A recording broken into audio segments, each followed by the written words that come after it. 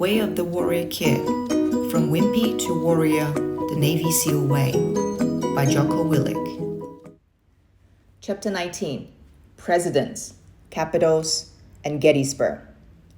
If you thought for a minute that mastering the times tables would be enough for me to learn during the summer, think again. My Uncle Jake had other ideas. He wanted me to learn a bunch of other stuff too. Once I got the times tables in less than 3 minutes, he made me make flashcards for every state in America and the capital of the state. Next, he wanted me to learn the name of every president we have ever had. I had no idea how I was going to do that. So Uncle Jake sat me down. He told me to write down every single president on a piece of paper. Like flashcards? I asked. No, not this time. Just write them down on a piece of paper, in a row or two. Okay, Uncle Jake walked out of the room, and I pulled out a book from school about all the presidents.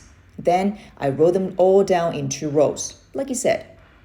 Washington, Adams, Jefferson, Madison, Monroe, Adams, Jackson, Van Buren, Harrison, Tyler, Polk, Taylor, Fillmore, Pierce, Buchanan, Lincoln, Johnson, Grant, Hayes, Garfield, Arthur, Cleveland, Harrison, Cleveland, McKinley, Roosevelt, Taft, Wilson, Harding, Coolidge, Hoover, Roosevelt, Truman, Eisenhower, Kennedy, Johnson, Nixon, Ford, Carter, Reagan, Bush, Clinton, Bush, Obama, Trump.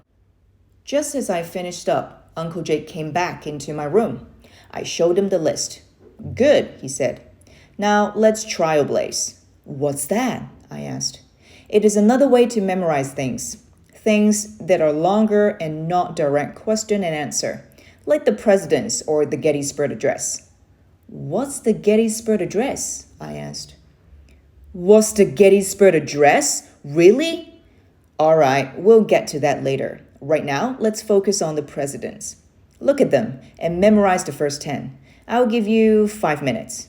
With that, Uncle Jake walked out the door. Now, what was I going to do? How could I ever memorize these in 5 minutes?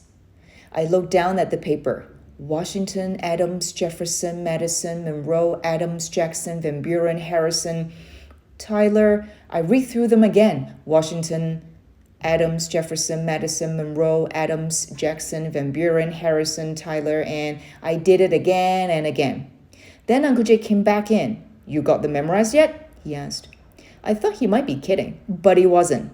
No, I said, not even close. That's okay. No one can memorize that fast, but you can definitely memorize this easily.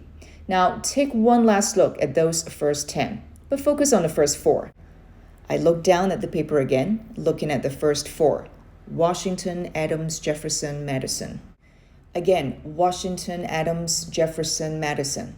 Okay, Uncle Jake said as he snatched the paper away from me. Go! Washington, Adams, Jefferson. I knew the next one began with an M, but I just couldn't remember the rest of it. Uncle Jake gave me a hint. Madison? Yes. Now look at the paper and then start over again at the beginning, down the trail you already made. But try to go just a little farther down the trail each time. I looked at the paper and saw Washington, Adams, Jefferson, Madison, Monroe. Uncle Jake flipped the paper over. I started again. Washington, Adams, Jefferson, Madison, and Monroe? Yes, Uncle Jake said. And who is after Monroe? I actually have no idea. That's okay. Look at the paper again. I looked down and saw that after Monroe was Adams. I thought to myself, Monroe, Adams, Monroe, Adams, Monroe, Adams.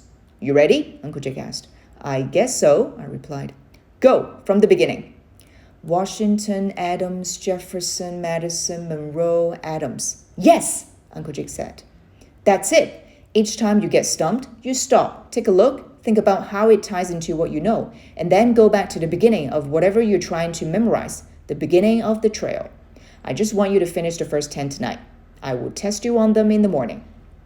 And that was it. It was a simple system, and it worked. I kept repeating the presidents I knew, and then when I got stumped, I would check the paper, look at it, and try to memorize the next one, and then put the paper down and go back to the beginning. I didn't always get it right, and I got stumped a few times really bad. I had to go back and look at the paper 6 times for Van Buren. What kind of name is Van Buren anyway? But I got them memorized. The next morning, as soon as I rolled out of bed, Uncle Jake was there. "Go," he said. "Go? Go where?" I asked, still a little groggy. "The presidents! Let's hear the first 10. "Oh, yeah," I said. "Those. Okay, here we go. Washington, Adams, Jefferson, Madison, Monroe, Adams, Jackson, Van Buren, Harrison, Tyler." Boom! Uncle Jake got a smile out of that. "Good job, Marc," he said. "Good job." "Thanks, Uncle Jake." We headed down for the morning workout. So for the next 4 nights, you can keep working on memorizing the presidents. Once you have those, you can move on to the Gettysburg Address. "You still haven't even told me what that is, Uncle Jake." "Well, first you have to know about the Battle of Gettysburg," Uncle Jake said. Then he told me all about it. It was a brutal battle in the Civil War near the town of Gettysburg, Pennsylvania. Almost 50,000 men were killed or wounded in 3 days of fighting. After the battle was over, President Lincoln came to the site and gave a speech called the Gettysburg Address. Although the speech was only 10 sentences long, and President Lincoln spoke for only 2 minutes, my Uncle Jake says it is one of the best speeches ever. I copied it out of a history book. 407 years ago, our fathers brought forth on this continent a new nation conceived in liberty and dedicated to the proposition that all men are created equal. Now we're engaged in a great civil war, testing whether that nation or any nation so conceived and so dedicated can long endure. We are met on the great battlefield of that war. We have come to dedicate a portion of that field as a final resting place for those who have gave their lives that that nation might live. It is altogether fitting and proper that we should do this. But in a larger sense, we cannot dedicate, we cannot consecrate, we cannot hallow this ground. The brave men, living and dead, who struggled here have consecrated it far above our poor power to add or detract. The world with little notes nor long remember what we say here, but it can never forget what they did here. It is for us, the living, rather, to be dedicated here to the unfinished work which they have fought here, have thus far so nobly advanced. It is rather for us to be here dedicated to the great task remaining before us, that from these honored dead we take increased devotion to that cause for which they gave the last full measure of devotion, that we here highly resolve that these dead shall not have died in vain, that this nation under God shall have a new birth of freedom, and that government of the people, by the people, for the people, shall not perish from the earth. Uncle Jake said everyone should memorize that speech. I agree with him, and I will.